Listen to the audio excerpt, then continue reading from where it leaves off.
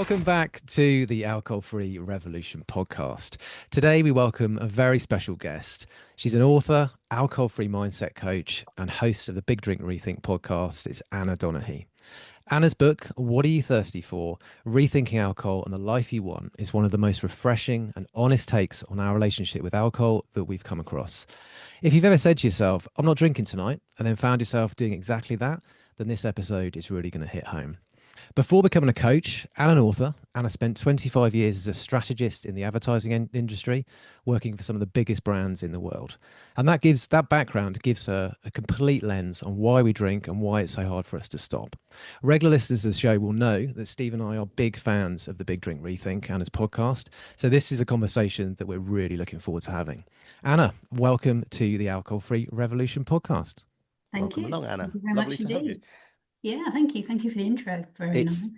It's amazing to have you on board. You've been part of my alcohol-free adventure, as we now call it, for a number of years now. So it's really lovely to have you on board. And we'll kind of start off for those out there that might not be familiar with your story or your work. Could you kind of talk through your relationship with alcohol from growing up to where we are kind of right now? Yeah, no, of course. So, well, where are we now? I'm 55 now. So my drinking career, as I talk about it, roughly started about 40 years ago, but it did end about 5 years ago. So, there were decades of drinking in there. First discovered alcohol as a teen, as most of us do, probably 14 or 15. It was something that just, started through exploration, experimentation, and then, yeah, I like the feeling. That was good. It was, my childhood was not a problematic childhood other than a sort of parental divorce around about sort of 16, 17 years of age, but nothing that I would put my finger on to suggest any problems. I just segued into drinking. That sort of non-thinking, automatic, this is what we do. I probably thought it was cool. I had a slightly older boyfriend and, we'd sort of smoke fags and drink cider. So, that's kind of what we did back then, sitting in bus shelters and stuff like that. So I discovered alcohol in my teens. I drank heavily through my teenage years, my university years, and pretty much every year since. Various jobs that I went to. I always talked about, the industries that I was in as being sort of relatively alcohol soaked, but actually show me an industry that isn't. It's pretty much everywhere. But I drank first in a sort of manufacturing environment when I first left university, and then all the way through a sort of marketing and advertising career. That career ended about 3 years ago, 2, 3 years ago, when I became a coach, alcohol coach, based on my experiences of finally quitting. I could not go on drinking and behaving the way that I was, treating myself the way that I was, and letting the ripples, roll out into my immediate family and my immediate environment in the way that I was. I was exhausted. So I don't have any sort of big story of rock bottom. There was no chaos, or there was chaos internally, but there was no sort of big drama, no big crisis, no interventions, no one sort of taking me aside and giving me huge ultimatums. But I knew I couldn't go on the way I was, and I was absolutely exhausted and broken. And a lot of it was just the strain of trying so hard to keep everything together and show a very different view to the outside world. It was just, got to breaking point from my own sort of mental health and my physical health as well. I think I was struggling. So I quit.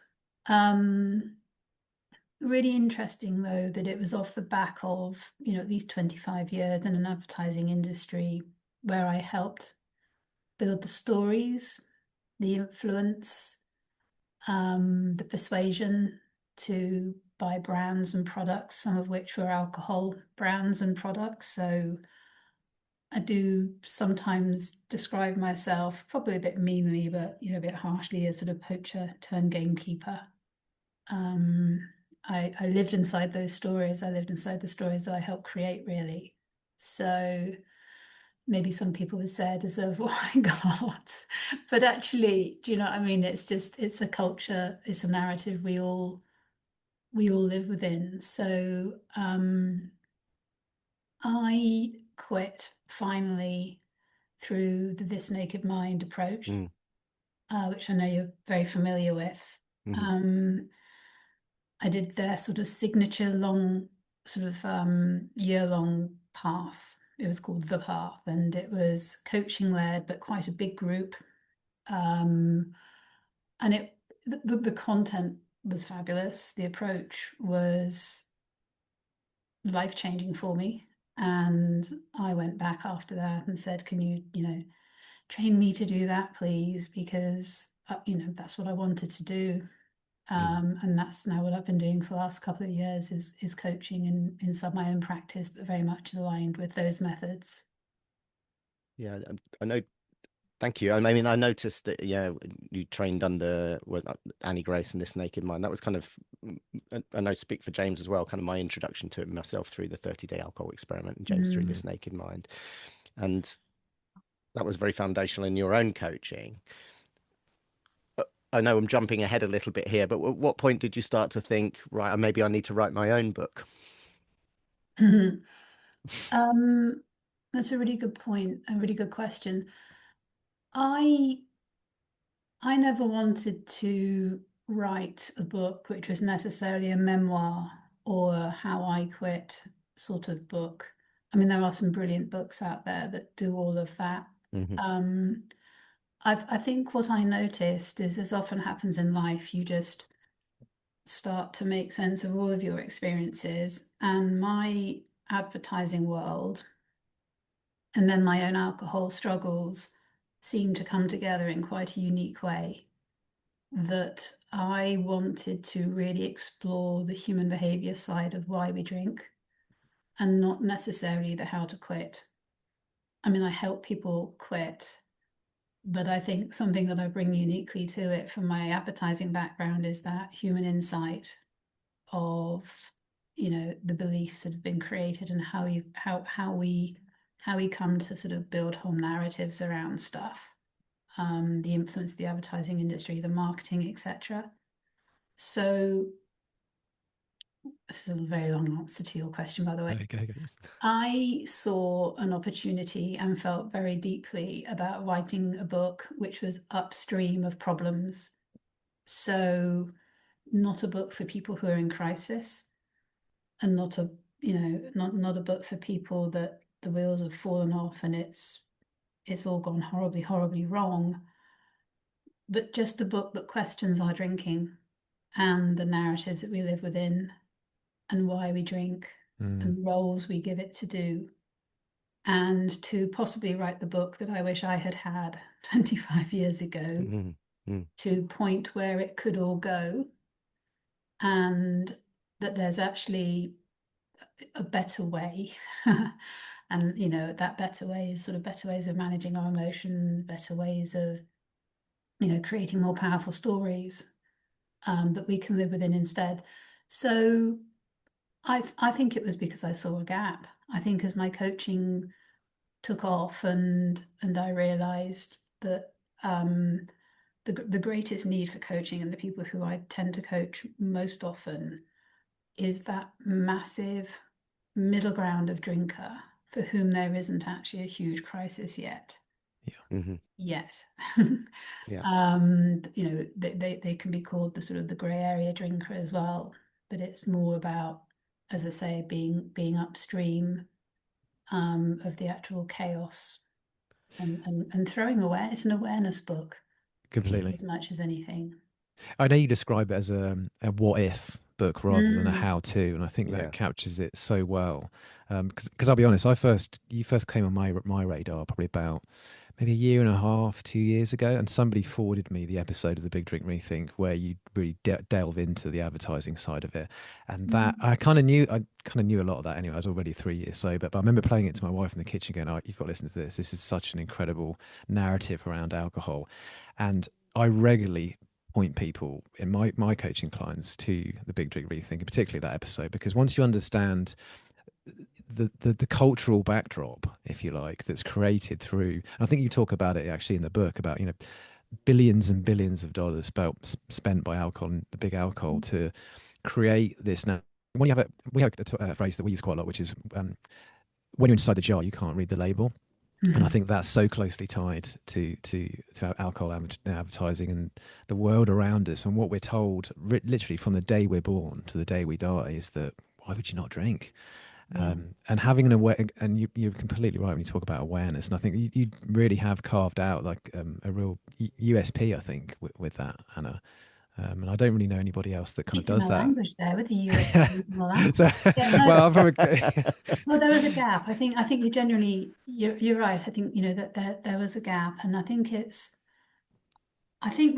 the fact there even is a gap is so symptomatic of the issues that we have, though, because, you know, in Western culture, it's not just the UK, but, in Western societies, alcohol is ubiquitous. It is, even though we all live in a world of talking about alcohol freedom and things like that every day, the majority of people don't. It is no. still a complete way of life. And I mean, literally, it's a way of life. It is a given. It's, it is as given as breathing and walking and, we drink as a culture, we drink. It's our go-to for so many, many Mm, different things. And mm, therefore we just don't question it. We Mm. we don't question it until something goes wrong. And then we go, what's wrong with that person? That they can't drink properly, and it's just bonkers. And I think one of the things that I really, really wanted to do with the book is question the given nature of our drinking, and the fact that we obviously then point the finger at people when it all goes a bit tits up, and just say, we're asking the wrong questions.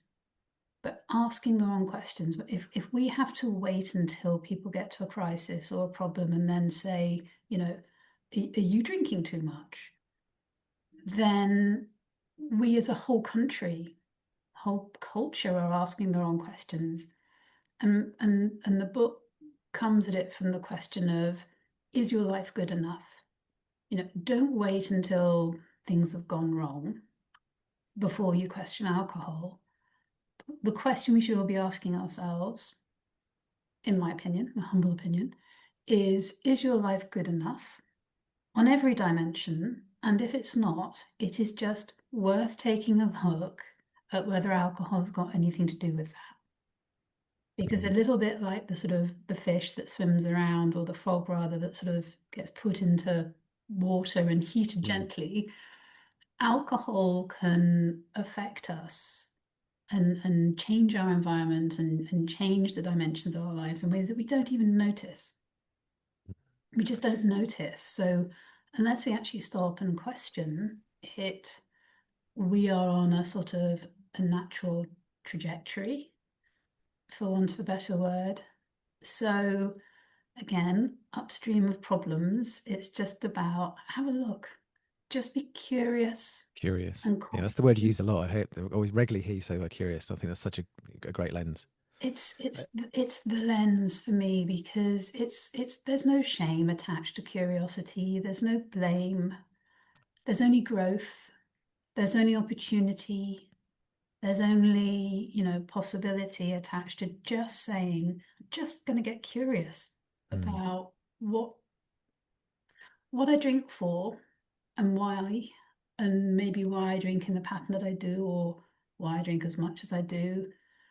Not because I'm necessarily going to go and make sweeping changes with that information, because I may decide not to, but because it's just good to know. And there may be some red flags in there. and there may be some real opportunities to enhance your life. Maybe they take a little bit more effort than opening a bottle of wine, but there could be some really rich opportunities in there to enhance life rather than default to sort of what is effectively a quick fix. So yeah, curiosity. It's probably one of the words I band around most often. It's just a book about asking questions, and not being afraid of what the answers are either, because it's just information. That's what really struck me about the book actually, was that and it's delivered in.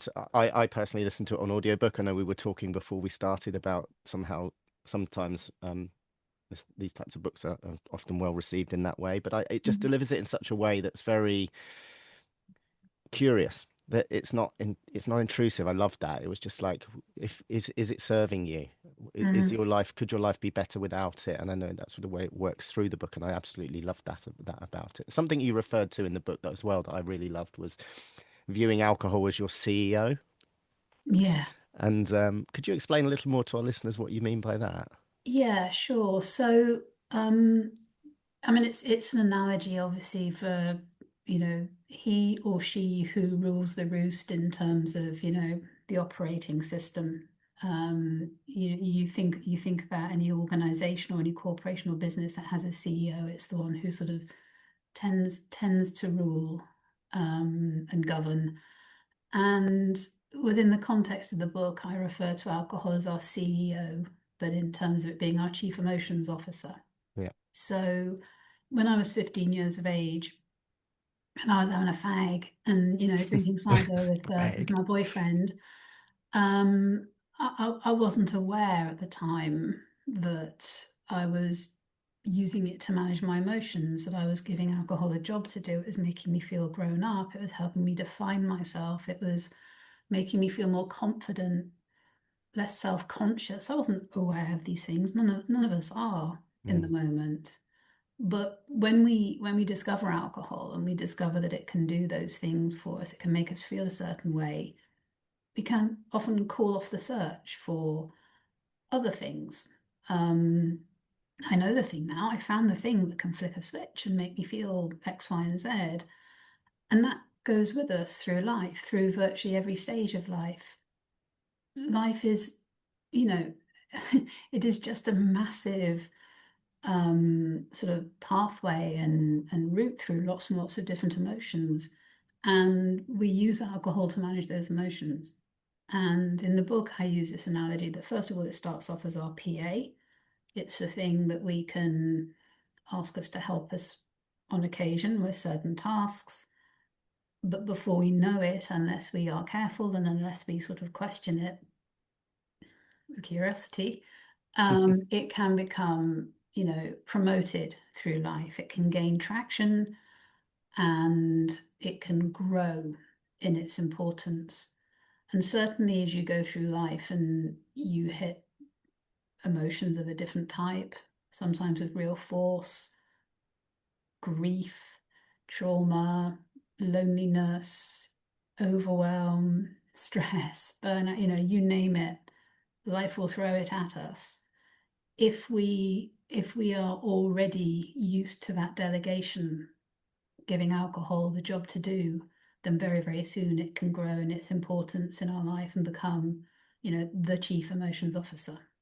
So it really is a sort of a sense that certainly before I finished my drinking career, for me, it was that role. It was the thing sitting in the office, barking instructions to drink whenever certain emotions came off, and I had outsourced all of my emotional management to this thing. So yeah, it seemed in the context of the book to be quite a sort of a vivid image, also personification of the role that alcohol can take on. In terms of, not just the book, but the work you've done in the podcast as well, how much of it, you spoke about it briefly earlier, about obviously working with Annie Grace and This Naked Mind, which probably just sits on sits on the Mount Rushmore of Quitlet, I guess. It certainly does for Yeah. me. And I think you're probably just about to sneak into fourth spot for me in terms of Mount Rushmore after having read your book. You're right there with Catherine Gray and William Porter. But you've clearly been very inspired by the work that you did with Annie Grace, and a lot of it comes through in a lot of what you talk about. I know she is very much talks about the jobs that we give alcohol to do and all that kind of thing. It,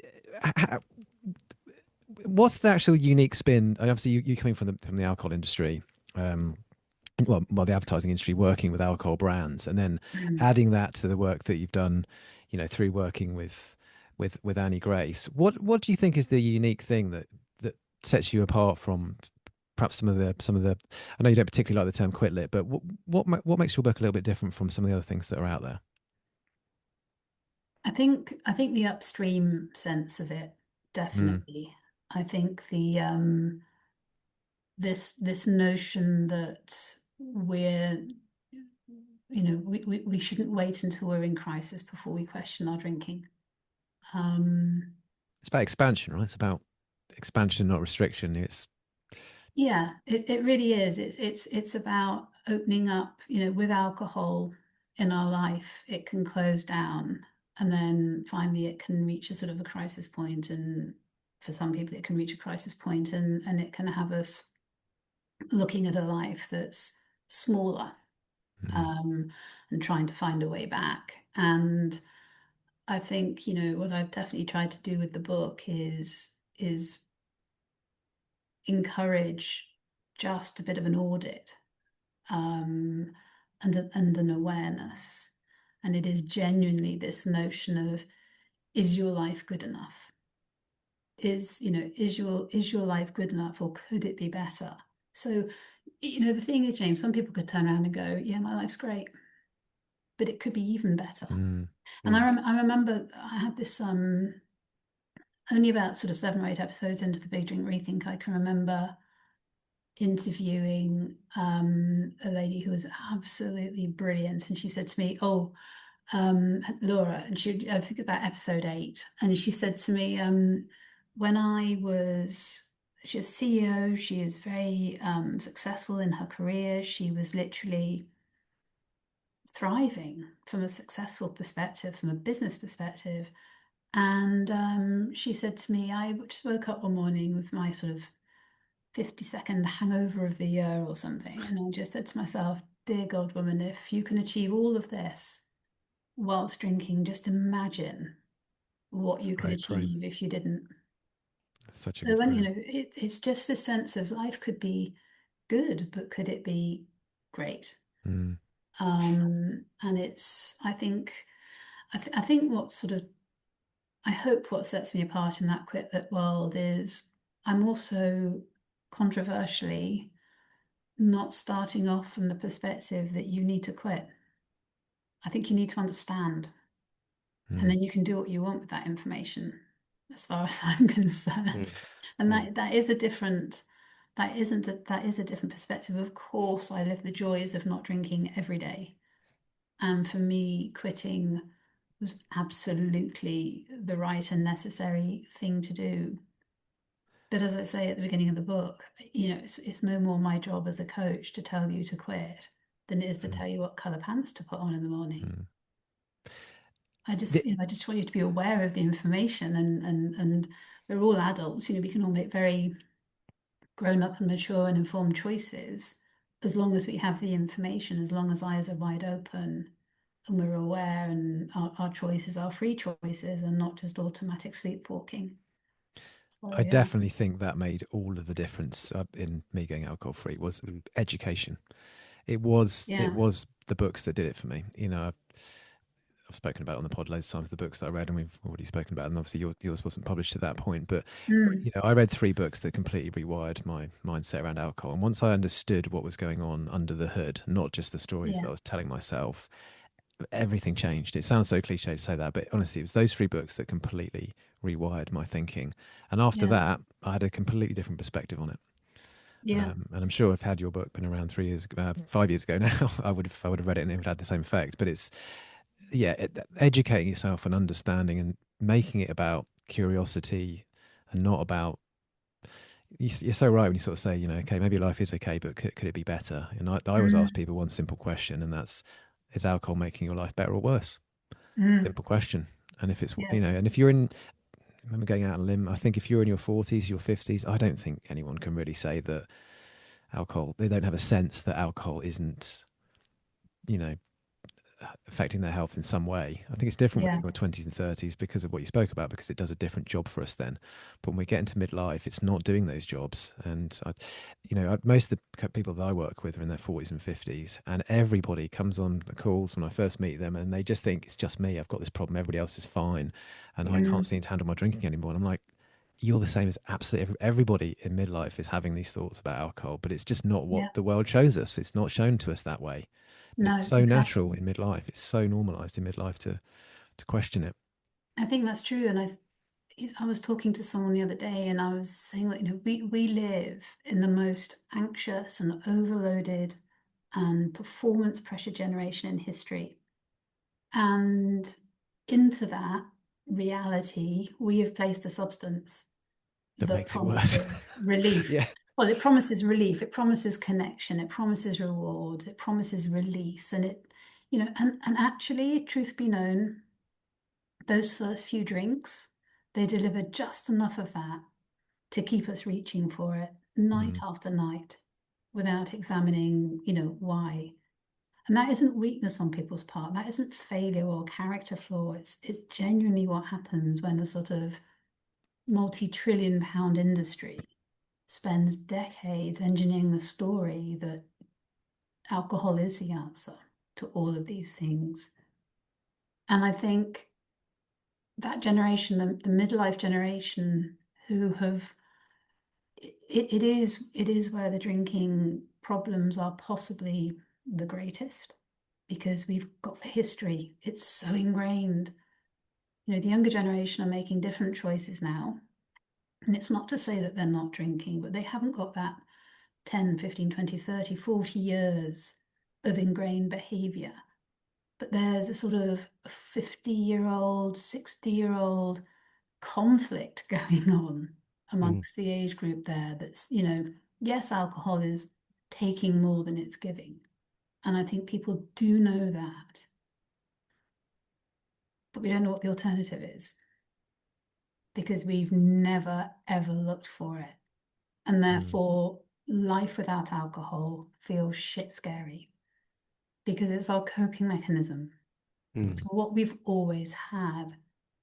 And, telling someone or suggesting to someone who's drunk for 40 years that there's a different way feels intellectually right, but it doesn't feel possible. From a behavior perspective, it's hard to personalize that when all you've ever done is, pop open a bottle and feel better sort of 10, 15 minutes later. So, and of course, a lot of the other solutions are more effortful. They are mm. more rewarding, by the way, everybody, for Yeah, sure. yeah. And a hell of a lot more nourishing long term and life enhancing, full stop. But I get it. There is a real conflict, the most worrisome world we've ever lived in, and there's sort of an intellectual conversation going on that we're not coping with this alcohol thing as well as we used to, and it's making us feel a bit crap, and we're not processing it quite like we used to. But what else? What do you do? mm. You That's know, all you know. that's That's all what you've you done. know. That's what you've done I for know 30, James 40. James referenced the episode of the podcast where you went in depth about the marketing, and something that really Mm. stands out for me is how, and correct me if I'm wrong here, but I think you referenced it then, that how the marketing, that some of the marketing tactics have kind of followed our generation through our drinking career. Something that Mhm. really stood out for me, and one of the reasons I didn't have particularly a rock bottom moment, but there was a moment where I used to drink quite a lot on the train on the way home from London. I have meetings in London, and there's a couple of pubs up in London in Waterloo Station, which I won't name, but they Bonapartes. you probably can work it out. That's There's not that many. But as you're leaving, there's a, I know this isn't huge advertising, but there's a fridge on it and it says train beers. And it just Yeah. stood out to me. And that was so kind of almost insidious. And that one moment for me, I was a new dad and I woke up at the end of a train station, like in 1 o'clock in the morning, because that would be my Mhm. unwind coming home from work. But would you mind sharing some of the, if you're comfortable to share some of the tactics that maybe some people aren't aware of around alcohol industry and their marketing? Yeah, sure. Well, I mean, from a very top line perspective, um, the alcohol industry, or any industry is about sales. Hmm. You know, obviously they make their money, they produce their product and they need to sell it. And they are always targeting people in big strategic conversations going on in advertising marketing agencies up and down the land. Who is our target audience? And they are looking to target consistently who they consider to be their heaviest drinkers, the loyalists, in other Hmm. words, the people who are already bought into a brand or a category being beer, for example, and a brand being Heineken or something within it. So, you know, those brands know, they absolutely know the sweet spot of their target audience, and it is that generation of sort of 45 to sort of 60-year-olds for sure. That differs whether it's whiskies, slightly older, or vodkas, you know, younger. But generally speaking, there's that sort of, they know who that target audience is and they have a very, very clear pen portrait. And that pen portrait isn't just, you know, he's 50 years of age, he's a professional, he commutes through Waterloo Station every evening and blah, blah, blah, blah, blah. They will have a persona which is almost emotions based. The stresses in your life, the feelings that you have, the aspirations you're chasing, the way you want to be perceived, the things you do to be perceived in a certain way. What are your concerns in life, etc. Blah blah blah blah blah. Because the beer brands, the alcohol brands of all varieties are trying to find a relevance for you. They want to align their product with your need. Stressed at the end of the day? Have a beer on the way home. And suddenly there you are, you know, a beer fridge in a commuting spot like Waterloo Station. Now, sorry, that now they can either this is where it sort of gets a bit more granular. They can encourage you to drink more often, or they can encourage you into new drinking occasions. And the new drinking occasions might well be, oh, we know that Steve drinks, you know, 3 nights a week on average. We've got insight into what goes into his supermarket trolley when he does his online shop. So, and they can buy all that information. So, you know, we know that he's a beer consumer. I wonder if he's drinking beers on the way home yet. How about positioning it as an actual commuting drink? Not just the unwinding over, you know, a meal at the end of the day drink, but how about presenting it as a commuting drink? And that would be an occasion-based strategy. It's almost the same sort of strategy as you would say, all those new cocktails that you can now get in single serve, ready to drink cans. You know, the mocktails, the cocktail, well, not the mocktails, all the cocktails, or the various sort of ready to drink gin and tonics and things like that. They are created, a whole product category has been created for an occasion-based strategy, that you no longer need to be sitting at home to have a gin and tonic. You can have a gin and tonic out in the park at lunchtime.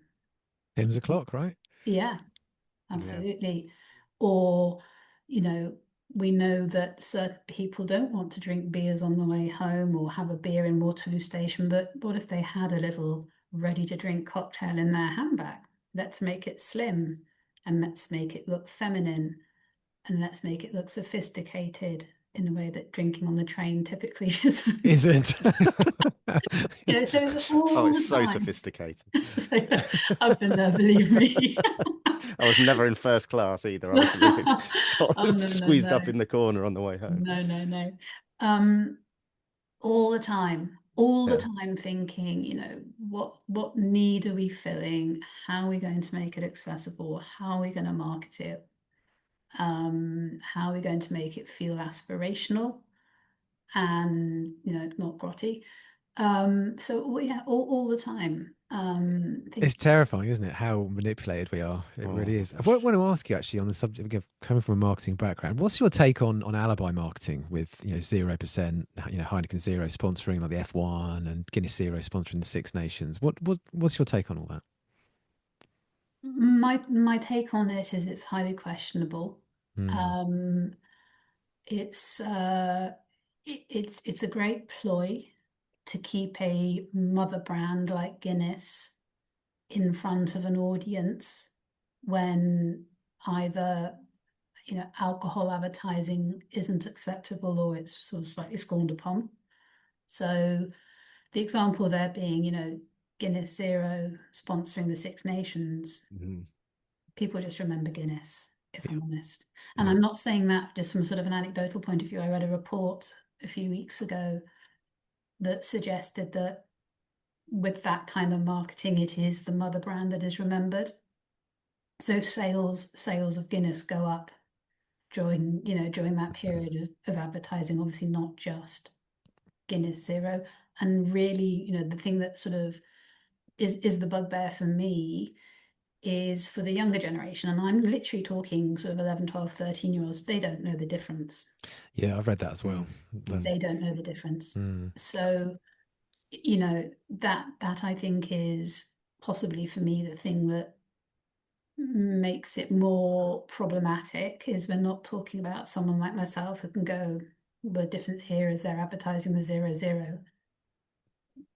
That the younger generation, the youth are seeing Guinness, and that's all they need to see for that job to have been done. Mm. It's so difficult, though, isn't it? Because you're kind of conflicted. Because I kind of wonder if, obviously, we're all aware how much the alcohol-free category has exploded in the last sort of 3 or 4 years, and to Mm, some extent, that has to have been driven by those budgets, right? Because much as everyone loves the lucky saints of this world, they're not going to be sponsoring the Six Nations.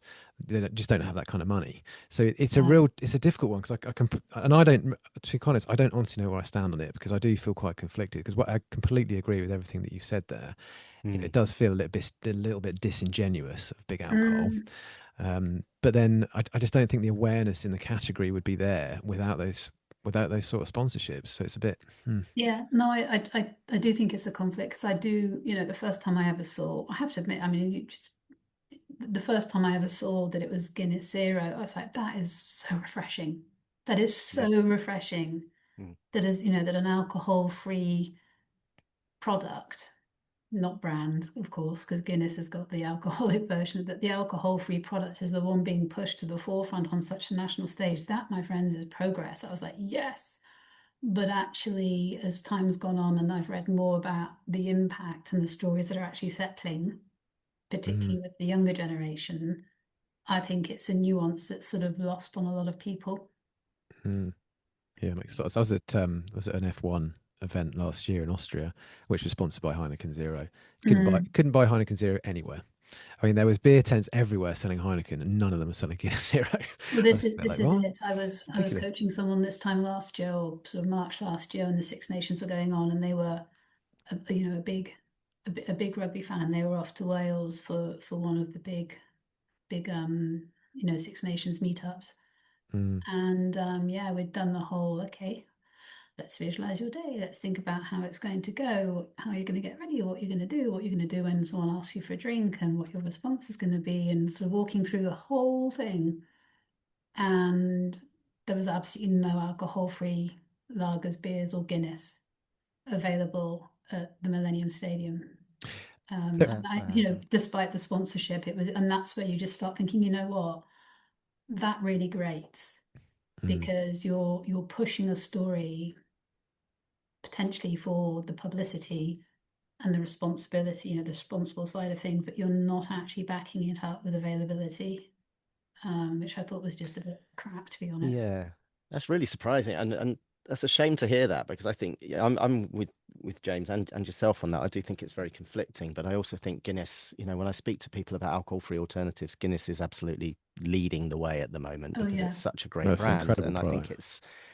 that is such a shame because actually, not that there's the rugby has always had that that feel of it's not the football, is it? Everybody's so much more, the fans are not Gentrified. segregated. It's all, yeah, and it's all a bit more gentrified. So I'm really surprised to hear Mm, that, and that is a huge shame because I very much kind of sit on the fence with how I see it. I'm very much into triathlon myself, and a couple of events I've been to are sponsored by Erdinger Alcohol Fry, but they're giving it away in yeah, bundles, but they're yeah. overseas. That was in Germany, so yeah, it's I wrote the Millennium Stadium.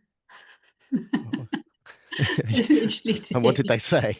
Didn't get a Didn't get a response. reply. Well, there's a Really? surprise. There's a What? Funny surprise. that. Well, I remember. I know you had Millie Gooch on your podcast a little while ago. And I remember she put a post out. It was a good few months ago now, where she went. I think she went and saw Beyonce at Wembley Stadium, or so. She went to a big Mm, gig at Wembley, and she put this post up saying they had no alcohol-free alternative options at Wembley Stadium. And I was like, what? I mean, that no. is. I mean, more than anything, it's just a massive kind of commercial opportunity lost for one thing, because the Mm. amount of people that don't drink nowadays, particularly younger Yeah, people. yeah, And yeah, I kind of compare it to going into a restaurant and not having a vegetarian option. I think it's a bit yeah, like it's akin to Mm. that nowadays. Mm. yeah. It's insane. Joking aside, I mean, obviously, whoever that email landed with just thought, "Pff, tosser," and didn't reply to me. But the point is, we've got to flag it. Mm. It The- is a big opportunity missed on their part. It really is. I'm okay. 90% of the people going to watch a Six Nations match may well still be drinking, but 10% of a 40,000 people stadium is not an mm. insignificant Well, number. 20% of the adult population in the UK don't drink at all. Mm. That's 10 Well, million people. One yeah, in three people did dry January. I mean, yeah, what? And they yeah. wonder why the kind of, pubs are failing. I know it's a more complex issue than that, but offering a little bit more choice. The amount of times I've been at an event before as well, and they've sold out of the alcohol-free option because they've just massively underestimated what the demand is. I mean, that happens all the Of time. course it happens. You go to someone who was at like in Hyde Park for one of the tea in the park things last year, and that sold out by about like 2 o'clock in the afternoon. I was like, oh, Mm, Jesus Christ. mm-mm.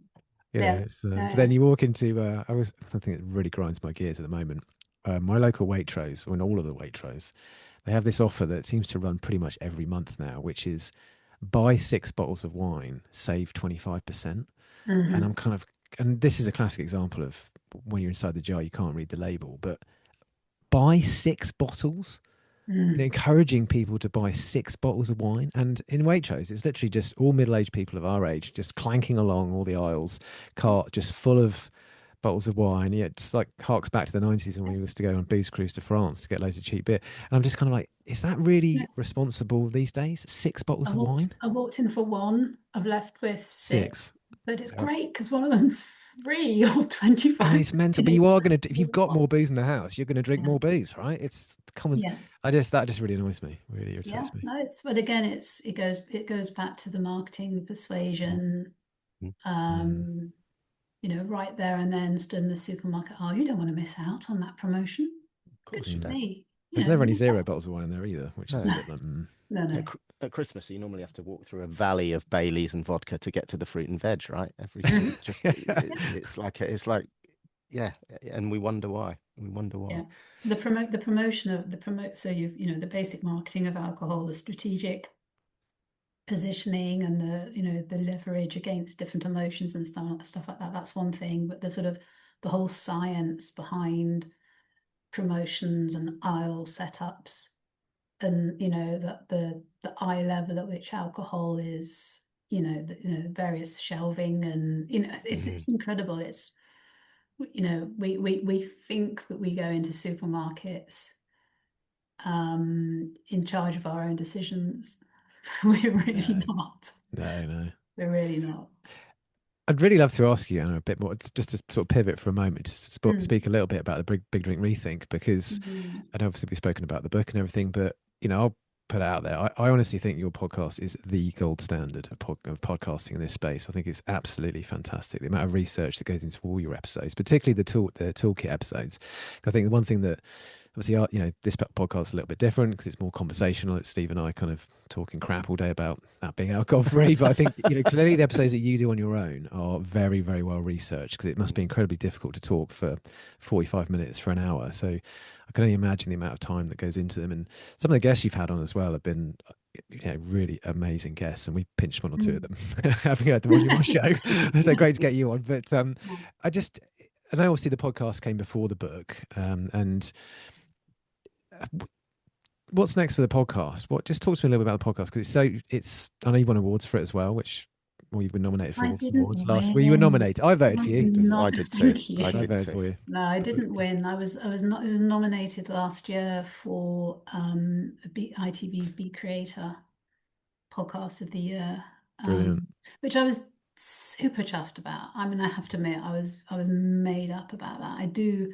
It came across. Well, thank you. I Like, did how? What notice. did I tell you? I'd heard a word from you on Um, LinkedIn, and all of a sudden you're on there every yeah, day. and I I was got like, an award. Jesus. Um, yeah. So Is it your baby, the Big Drink Rethink? yeah, it is a bit, and I think it's because it was my first sort of putting myself out there move, Mm. and I thought long and hard about, whether the world needed it and then what my take on it would be. And then I'm sure as you guys have, with this podcast, you start thinking, well, what is different, and what are we going to bring and stuff like that. So I possibly overthought it. And I thank you for saying the nice things you said about it, because I put a lot of time into it. Oh, it shows. It absolutely Yeah, it shows. does. It really To does. be honest, it's because it's also so super interesting for me, because obviously every time I do an episode and I research it, I always start from the standpoint of what's in this for the listener. So it's not ever just a case of this is what I want to talk about today.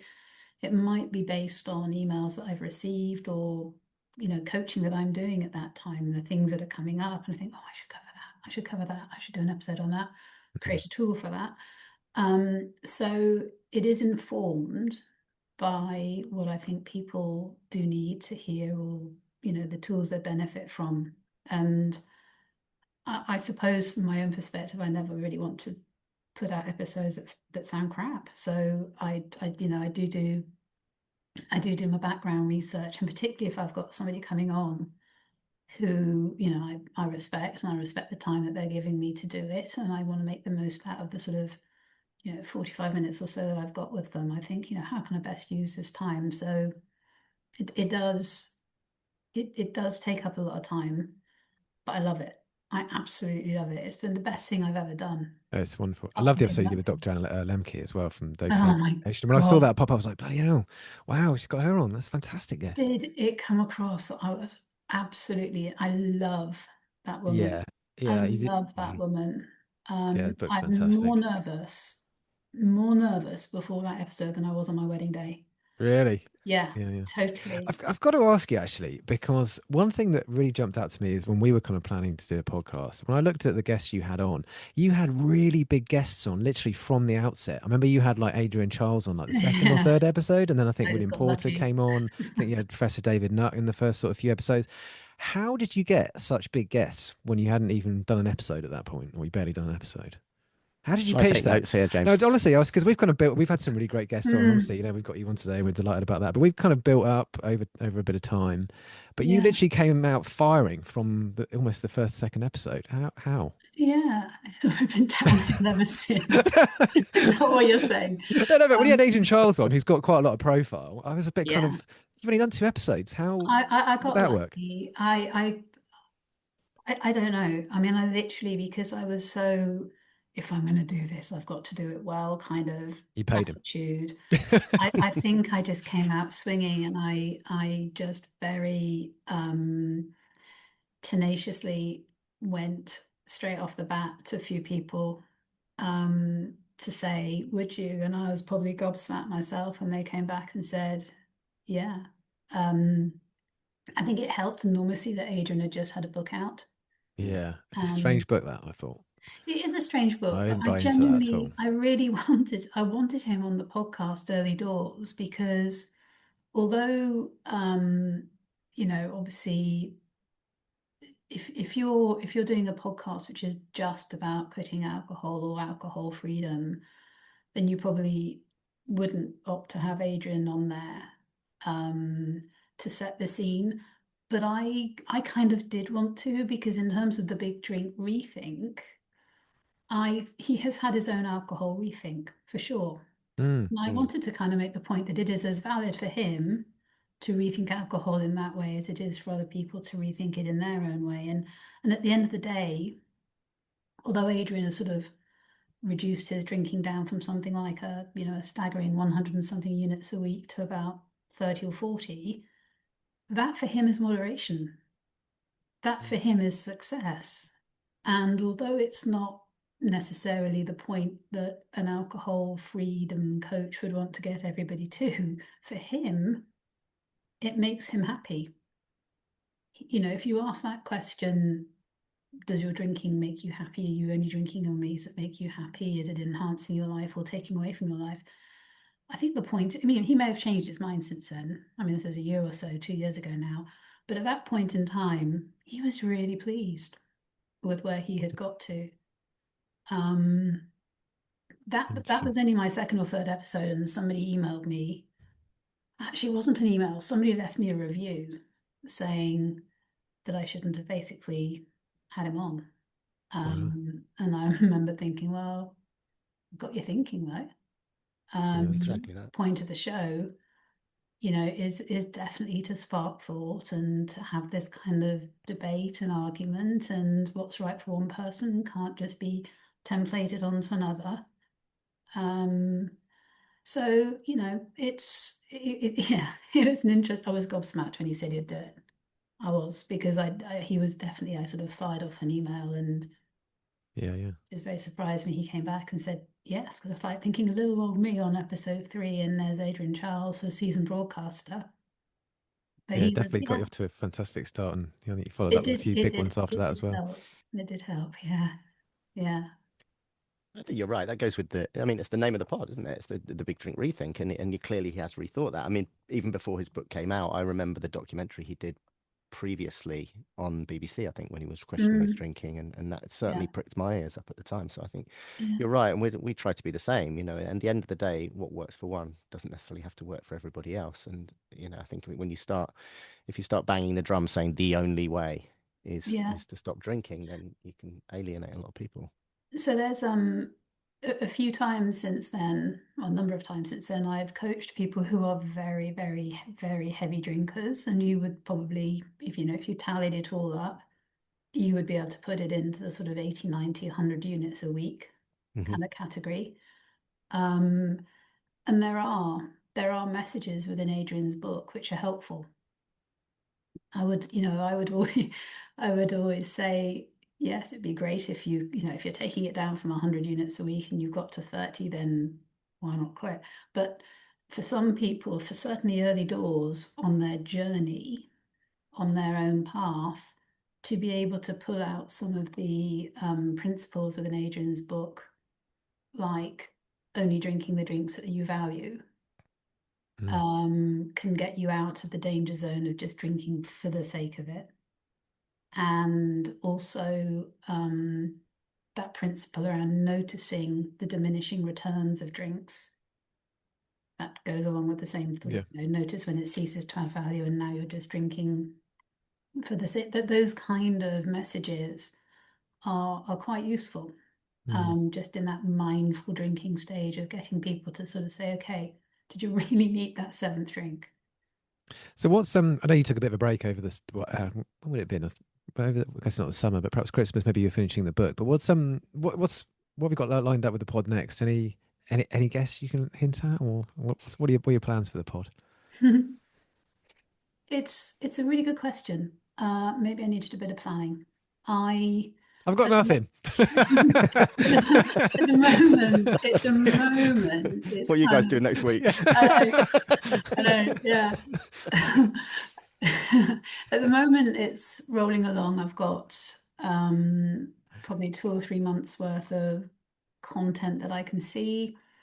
I like to have a sort of line of sight as to where it's going. There's different areas, there's different places I have in mind that I could take it, and what I'm always trying to sort of think about in my mind is the balance of guest episodes versus solo episodes versus toolkit episodes.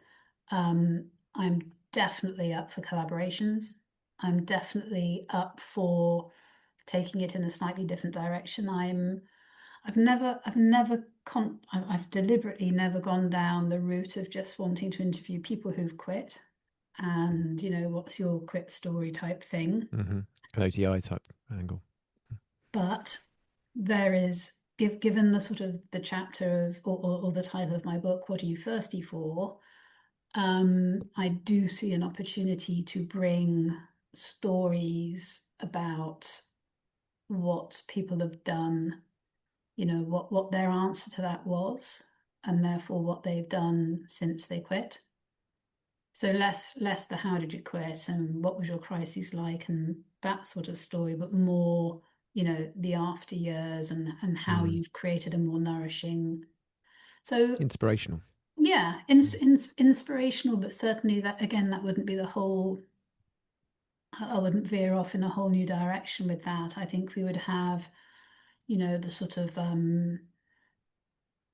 the stories interspersed among. I think I'm just going to carry on doing what Great. I'm Please don't doing. don't change anything. It works perfectly. Intersperse it definitely Very with good. some more stuff, but definitely I don't think, for the time being it's on its course, I think. So we always ask people actually, particularly when we have big guests on, and I think you definitely sit in that bracket, Anna. In terms, other than Steve and I mean, who really inspires you in the alcohol-free community? Loads of people inspire me, yourselves included, obviously. Obviously, I'm joking. I honestly, I'm inspired every day by new people I come across who, and that's not supposed to sound cheesy. I love hearing people's stories, and anyone who has got to a point where they've questioned their drinking and, basically grabbed the nettle and done something about it, I think is inspiring. The people that I've talked to who have inspired me, I mean, Annie Grace has got to sit up there for sure. Mm-hmm. My own experience of this naked mind changed my life, so I can't, clearly couldn't not include her in that. Claire Pooley has with the Sober constantly Diaries. inspired me. She's been on your show, hasn't she? She has, and do you know what? I mean, obviously the Sober Diaries in itself is such a book, but I love her novels as well, and I love the themes that run through her novels around authenticity and curiosity and open-mindedness and reinvention and all that. I mean, I just honestly think that in Claire there is someone who she's taken her own perspectives of what alcohol-free living has done for her and then created wonderful books with some of those themes at their heart, which I think is just a great way to go. Got to get in touch with Claire again because Catherine Gray shouted out Claire Pooley as well. So that's 2 votes for Claire Pooley. Yeah, no, she's great. She's lovely. I haven't had Catherine onto my show. I contacted Catherine a few months ago, and I got a sort of pretty much, and I'm the equivalent of I'm out of the office was kind of like I am knee deep in my book at the moment. But that was a few months ago, so I'm going to be getting back in touch with her. But yeah, loads of people inspire me. I mean, her books have been amazing as well. Yeah, she was great. Yeah. She was really fantastic. We physically stalked her. We literally stalked her. We went to her book launch, said, "Will you come on our podcast?" She just goes, "I'd love to." Yeah. We're like, Well, I think "No way." that's exactly what you've got to do. You've got to do that kind of stuff, and I think yeah, she was fantastic. I'm sure she'll do it. She's so open to doing this kind of thing. But she's a wonderful episode. Yeah. Right, Steve, do you want to do the final question that we always ask? We say we always ask. We've introduced this the last probably about 6 or 7 episodes now, I think, isn't it? And we always ask the question, understanding what you know now about alcohol, would you have changed anything with your relationship with alcohol in your earlier years? Or would you have still drunk the way you did?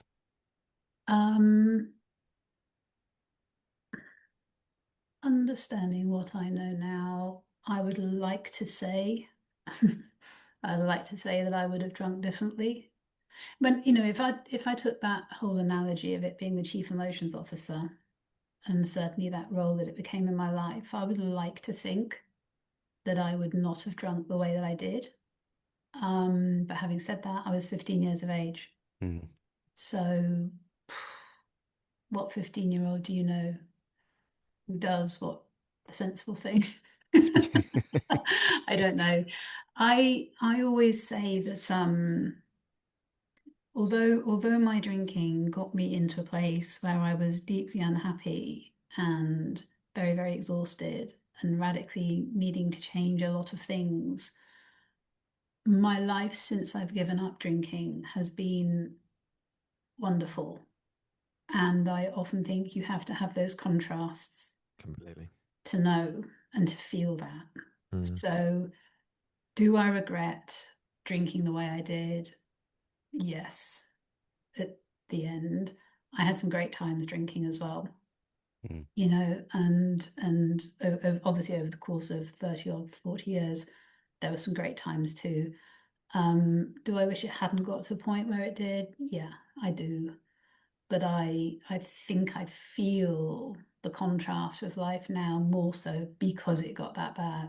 Mm. Mm. Mm. Yeah, And I I think that's also, amazing. you know, I just no regrets, you know. Let's always look forward. It's part of my history, but it's been a very sort of formative part of my history, which is going to make the future a Yeah. lot more interesting. Makes you who you are. You wouldn't be doing what you're doing now if it wasn't for the alcohol, right? If you're Exactly. assuming you're happy with where you are now, which I think you Well, are. this is it. I mean, because now, you know, life for me and career and work and stuff revolves in this space. I wouldn't be here without Mm. those Mm. things. And I Exactly the don't know same what for else I us. would be doing, but I certainly wouldn't have written a book and launched a podcast and met some wonderful people in this space. So it's not all bad. I think that's a No, great so note true. to finish on. I think just before we go, and I just you know, if you'd like to sort of share where people can find out more about you, that anyone who's not familiar with your work, then where's the Yeah, best place sure. to go? Well, the best place, everything sort of lives on the bigdrinkrethink.com. My website is thebigdrinkrethink.com, and the podcast is The Big Drink Rethink. The book, What Are You Thirsty For, is available on Amazon. But you can find out more about it on my website, thebigdrinkrethink.com. So yeah, and honestly, if you sign up to anything pretty much on the website, it's so much of it's free. You know, there's free newsletters, there's Substacks, there's free resources and toolkits, and there's some paid for stuff as well, but at all levels. So everything's on the bigdrinkrethink.com. Awesome. Fantastic. Well, Anna, thank you so much for being so generous with your time. It's been No, wonderful, thank you. wonderful Thank to you for meet you. having it's me. been No, it's been fantastic. wonderful. Thank Thank you you so very much. much. Thanks. Bye bye. See you Thank soon, you. Anna. Bye bye now.